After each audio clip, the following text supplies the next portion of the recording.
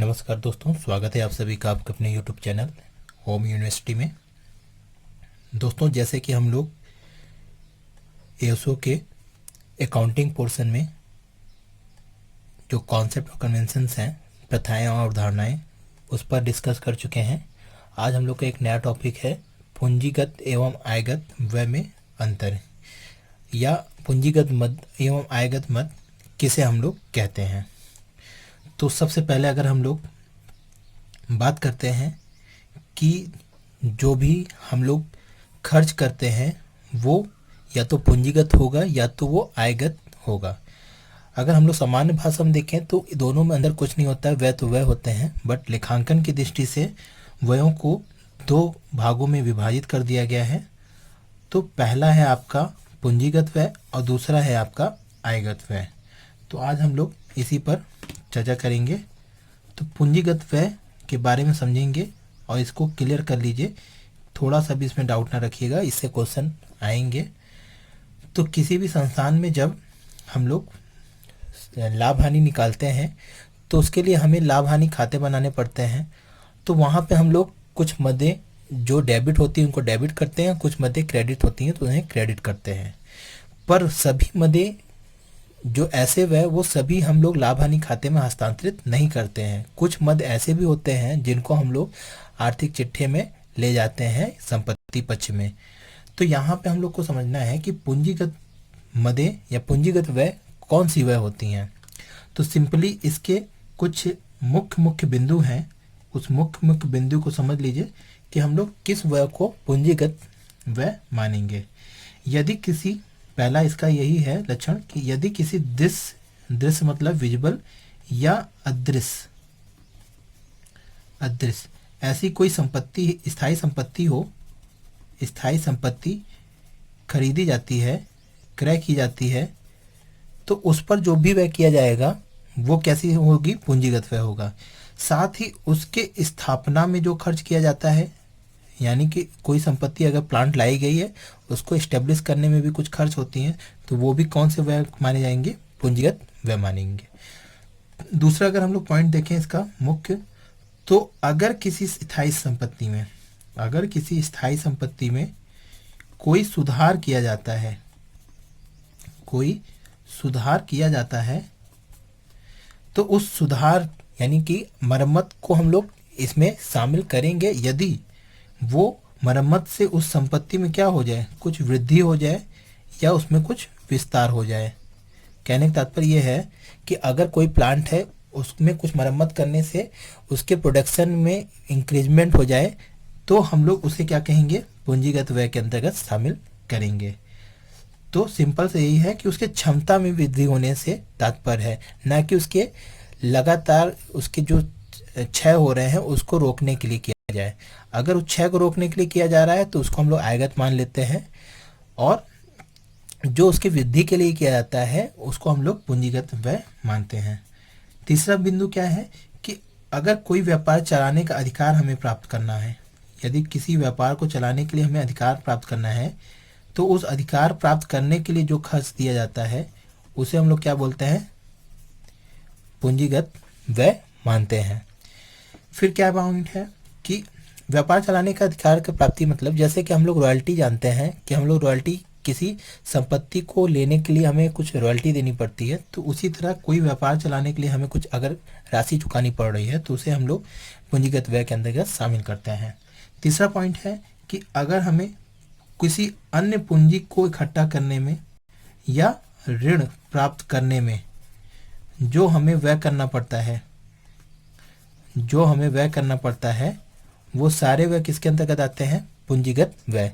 जैसे कि आप लोग अभिगोपन का कमीशन जानते होंगे, फिर प्रतिभूतियों का निर्माण करने में जो खर्च आते हैं, तो ऐसे बहुत से व्यय होते हैं, उन सभी को हम लोग किसके अंतर्गत रखते हैं, पूंजीगत व्यय के अंतर्गत शामिल करते हैं। और एक महत्वपूर्ण पॉइंट ये भी कहा जाता है कि अगर हम लोग व्यवसाय की स्थापना से पूर्व जो भी व्यय किए जाते हैं, जैसे प्रारंभिक व्यय हो गए या कोई भी नया व्यवसाय चलाने के लिए जो भी व्यय करेंगे, वो होता है क्या, वो आपका पूंजीगत व्यय के अंतर्गत शामिल किया जाता है। तो ये पॉइंट हो जाता है नए व्यवसाय को चलाने के लिए। ये तो हो गई मुख्य जो हम लोग किन किन चीज़ों में शामिल करते हैं। अब अगर हम लोग इसके नेचर की बात कर लें, इसकी विशेषताओं की बात कर लें यहाँ पे, कि किन विशेषताओं के अंतर्गत हम लोग यहाँ पे पूंजीगत व्यय को मानेंगे, तो सबसे पहला इसका यही पॉइंट है कि पूंजीगत व्यय कैसी होती है, स्थायी होती है, स्थायी प्रकृति की होती है। मतलब कि ये व्यय क्या होते हैं, एक लंबे समय अंतराल पर एक बार हो जाते हैं, तो बार बार नहीं होते हैं, इसीलिए इसे स्थायी प्रकृति का नाम देते हैं। दूसरा कहा जाता है कि ये क्या होते हैं, दीर्घकालिक होते हैं, दीर्घकालिक होते हैं, यानी कि ये बार बार नहीं होते हैं और ये अल्पकाल के लिए नहीं होते, ये लंबे समय के लिए किए जाते हैं, बहुत दीर्घ या एक वर्ष से वित्तीय वर्ष से अधिक वित्तीय वर्ष के लिए।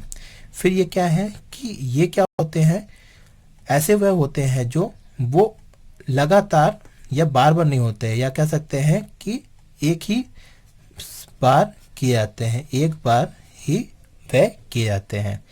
फिर एक पॉइंट ये भी कहा जाता है कि ऐसे व्यय क्या होते हैं जो आपके स्थायी संपत्ति में दृष्टिगोचर होते हैं, यानी कि ये दृष्टिगोचर प्रकृति के होते हैं, दृष्टिगोचर प्रकृति के होते हैं। अगर किसी स्थायी संपत्ति में हम लोग वृद्धि करते हैं या ऐसा व्यय करते हैं जिससे संपत्ति में वृद्धि होती है, तो उस वृद्धि को हम लोग संपत्ति में महसूस कर सकते हैं,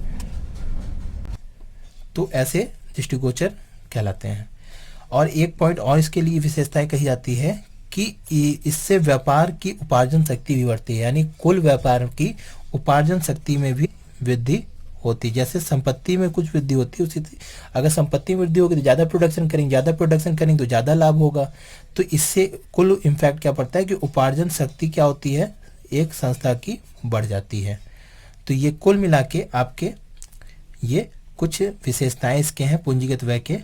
तो एक बार हम फिर से इसको रिवीजन करा देते हैं कि ये अदृश्य स्थायी संपत्ति पर क्रय करने पर किए जाते हैं या उनके स्थापना पर किए गए खर्च पूंजीगत व्यय माने जाते हैं।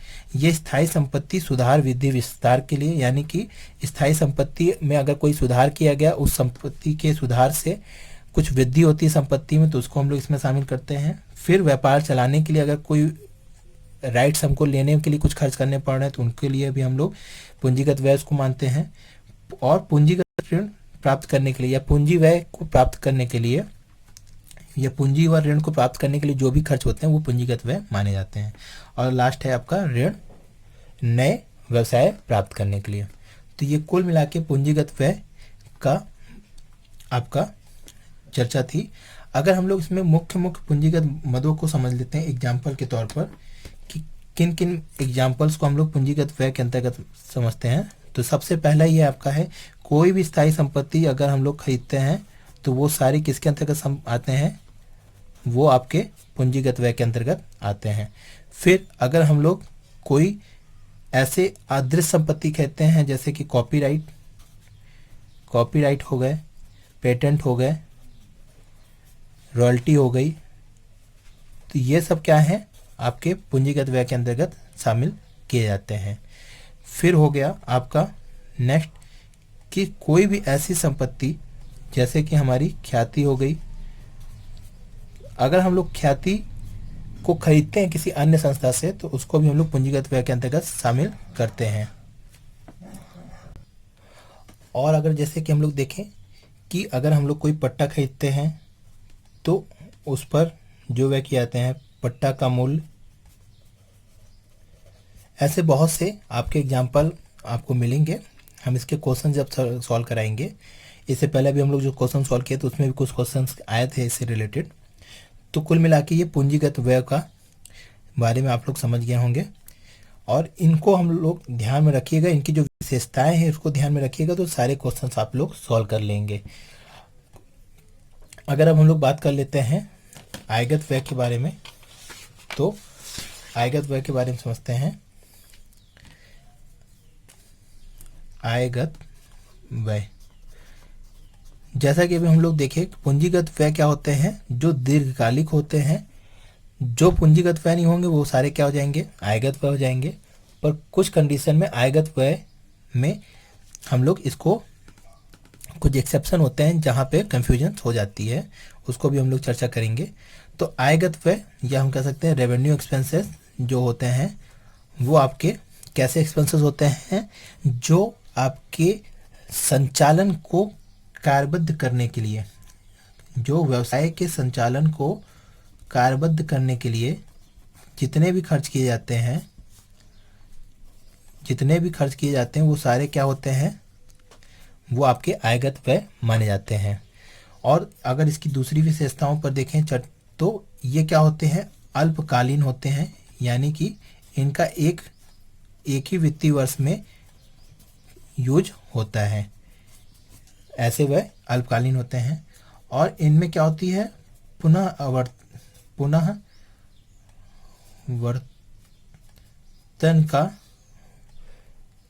होता है, मतलब कि ये बार बार किए जाते हैं, जैसे कि अगर लोग संपत्ति में कोई प्लांट है, उसमें हम लोग फ्यूल डाल रहे हैं, तो फ्यूल आप एक बार डाल के छुट्टी नहीं हो जाएंगे, उसमें बार बार हमको फ्यूल डालना पड़ता है, उसकी मरम्मत हमको बार बार करनी पड़ती है। तो ये पुनर्वर्तन मतलब बार बार वो खर्च हो, उन्हें आयगत के अंतर्गत हम लोग शामिल करते हैं। फिर ये क्या है कि इसके खर्च करने से उपार्जन शक्ति में कोई अंतर नहीं होता है, परंतु उपार्जन शक्ति में कोई अंतर नहीं होता है, परंतु यानी उपार्जन शक्ति में वृद्धि तो नहीं करते हैं, परंतु आपके उन उपार्जन शक्ति को बनाए रखने के लिए ऐसे वह जरूरी हैं। उपार्जन शक्ति को बनाए रखने के लिए ये वह जरूरी होते हैं, तो ये आपके कुछ इसके विशेषताएं हो गई हैं। और आपकी इसमें अगर हम लोग मुख्य उदाहरण देख लें तो ऐसे वह जो भी आप लाभ हानि खाते के डेबिट पक्ष में रखते थे, वो सारे किसके अंतर्गत जाते थे? लाभ हानि खाते के जो भी डेबिट साइड में आप लोग रखते थे, वो सारे मद किस में आते हैं? आयगत व्यय के अंतर्गत रखे जाते हैं। जैसे कि आपका मजदूरी हो गई, वेतन हो गया, और आपका बीमा हो गई, किराया हो गया, और आपका कोई भी ब्याज हो गया, जो भी आप ब्याज दे रहे हैं, या आपका जो भी पोस्टल व्यय है या डाक व्यय है, ऐसे बहुत से व्यय हैं। आप जो भी वो सारे किस में आते हैं? लाभ हानि खाते के डेबिट साइड में हम लोग रखते थे, तो वो सारे व्यय किसके अंतर्गत आते थे? आयगत व्यय के अंतर्गत शामिल किए जाते थे। यहाँ पे एक पॉइंट याद रखिएगा नोट में, कि जो पूंजी पर ब्याज दिया जाता है, पूंजी पर ब्याज वो भी क्या होती है? पूंजी पर जो ब्याज दिया जाता है वो भी क्या होती है? आपकी पूंजीगत व्यय ही होती है। यहाँ पे एक और पॉइंट देखिएगा, इसको भी नोट रखिएगा, कि अगर किसी व्यवसाय का स्वामी जिस माल का व्यवसाय कर रहा है, उस व्यवसाय के माल या कच्चा माल को भी पर जो भी खर्च किया जाएगा, वो भी क्या कहलाती है? आयगत व्यय ही कहलाती है। यानी कच्चा माल को खरीदने में जो भी व्यय किया जाता है, वो भी आयगत के अंतर्गत शामिल किया जाता है। यदि वो माल खरीदने के उद्देश्य से ना करके उसको उपयोग करने के उद्देश्य से लाया गया है, तो वो क्या हो जाती है? पूंजीगत व्यय में ट्रांसफर कर दी जाती है, या पूंजीगत व्यय उसे हम लोग मान जाते हैं। तो ये कुल मिला के आयगत और पूंजीगत व्यय थे। सिंपल सा लॉजिक है। इसकी जो विशेषताएं, इस पर केवल ध्यान दीजिएगा, तो आप इसको क्वेश्चन को आराम से सॉल्व कर लेंगे। तो पूंजीगत व्यय की जो विशेषताएं थी, स्थायी प्रकृति की होती हैं, दीर्घकालिक होती हैं, एक बार की जाती हैं, यानी कि लंबे अंतराल में एक बार की जाती हैं, और ये संपत्ति की वृद्धि और में दृष्टिगोचर हो जाते हैं। मरम्मत को आप दृष्टिगोचर नहीं कर सकते कि मरम्मत क्या हुआ क्या नहीं हुआ है। फिर उपार्जन शक्ति में क्या हो जाती है? इससे उपार्जन शक्ति में वृद्धि हो जाती है। फिर अगर इसके हम लोग मुख्य जो पॉइंट थे, वो स्थायी संपत्ति के क्रय करने पर खर्च की जाती हैं, और स्थायी संपत्ति के सुधार में की जाती हैं, व्यापार चलाने के लिए, अधिकार प्राप्त करने के लिए की जाती हैं, नए व्यवसाय के लिए, पूंजी व ऋण प्राप्त करने के लिए। तो ये कुल मिला के मुख्य बिंदु पूंजीगत के व्यय थे। और यहाँ पर हम लोग अभी देखें आयगत व्यय के अंतर्गत कि व्यवसाय का संचालन के लिए ये अल्पकालीन होते हैं, ये पुनर्वर्तन होते हैं, यानी बार बार किए जाते हैं। इससे उपार्जन शक्ति में वृद्धि तो नहीं होती, पर उपार्जन शक्ति को बनाए रखने के लिए ये व्यय आवश्यक होते हैं। तो कुल मिला के ये पूंजीगत व्यय और आयगत व्यय की मदें थी। इसमें सिंपल सा इतना सा ही अंतर है। इससे क्वेश्चंस पूछेंगे कुछ मदें देखकर कि ये किसके अंतर्गत आएंगी, किस मदों के अंतर्गत आएंगी, वो पूंजीगत व्यय होंगी कि आयगत व्यय होंगी। एक व्यय और है, उसको हम लोग अलग से समझ लेते हैं, जिसे हम लोग यहीं पे देख लेते हैं। एक व्यय होता है आस्थगित आयगत व्यय, इसके बारे में आप लोग शायद कंफ्यूज होते हो जाएंगे।